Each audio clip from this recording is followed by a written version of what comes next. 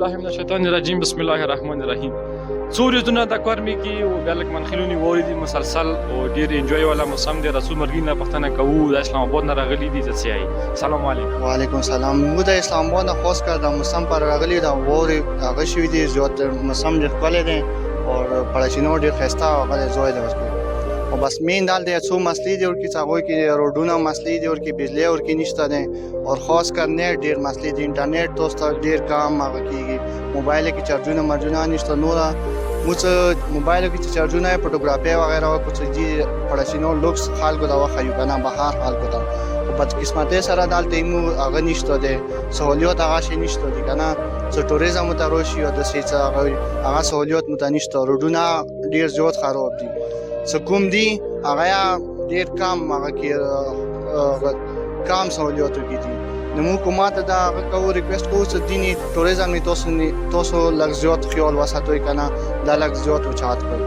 السلام علیکم. وعلیکم السلام.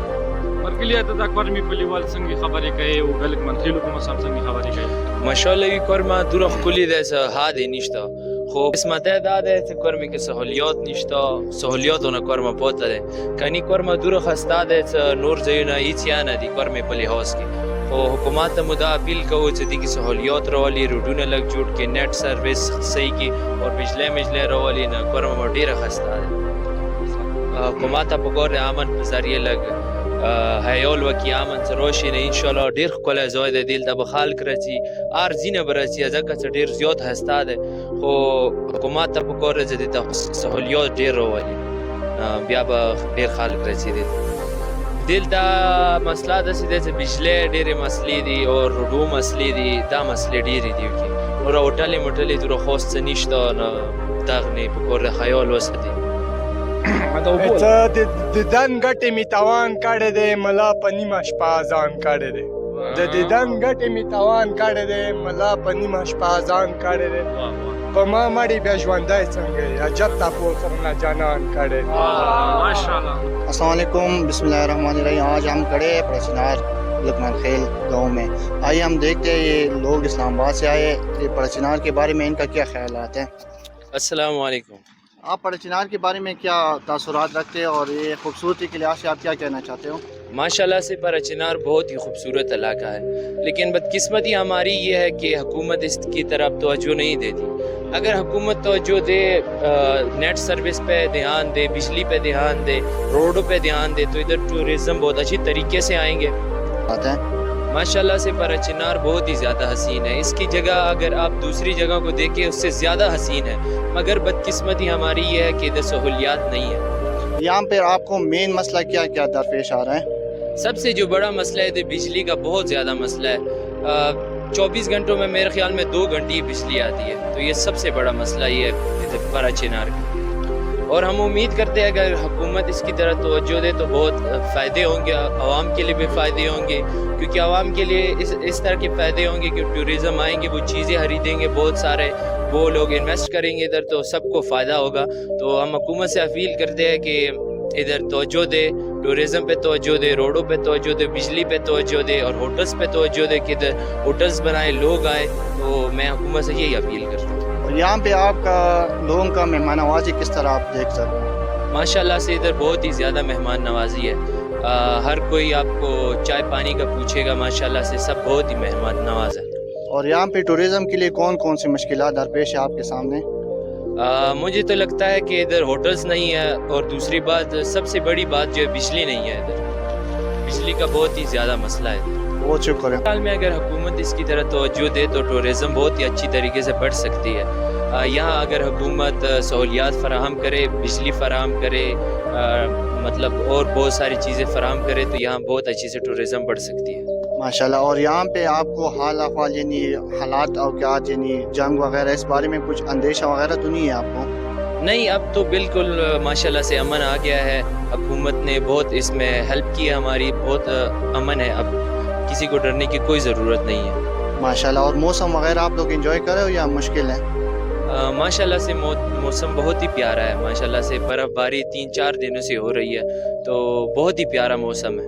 اور یہاں پہ آپ کو مشکلات کیا کیا درپیش آ رہی ہے آج تک؟ मेरे ख्याल में सबसे बड़ी जो मुश्किलात है वो बिजली का है। अगर बिजली अच्छी होए तो बहुत ही मुश्किलात हल हो सकते हैं। और बाकी आपको कोई इस तरह की मसाइल वगैरह की दरपेश तो नहीं आई अभी तक?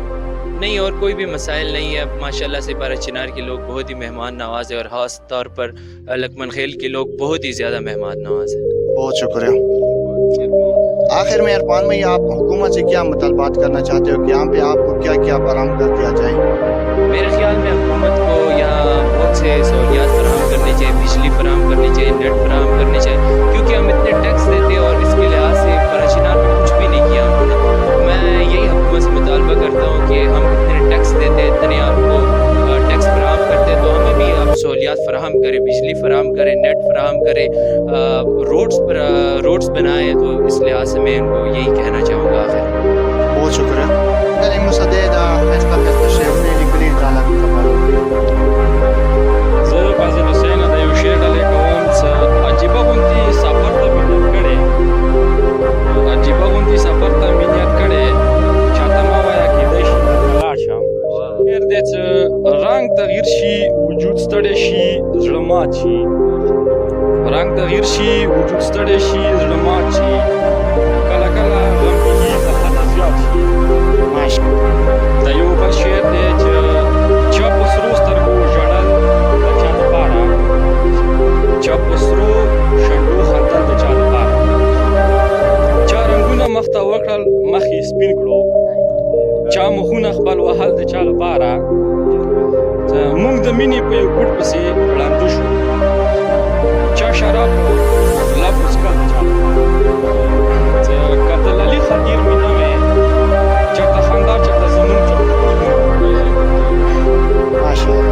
قرآن مجید کې پروردګار انعام ارشاد فرمایي چې څوک پورې یوه قوم حالات په خپله نه وي بدل کړي، هغه قوم حالات زه خپله نه شم بدلولی. نو زه ټول خپل کورمیوالو اهل سنت وروڼو ته او دشونو ته درخواست کوم چې مینې محبت ته واوسېږو، بې اتفاقیز نه هېڅ نه جوړېږي، د جنګ و جګړو نه هېڅ نه جوړېږي. ډېر مو میندې خویندې میراتې شوې، کونډې پاتې شوې، ډېر واړه بچي یتیمان پاتې شوه. تاسو ته دا خواست دی چې پروردګار دغه آیات باندې موږ تاسو عمل وکړو و مینې محبت سره واوسېږو، نو دا کار ما خوشحاله کړو، ځکه چې دا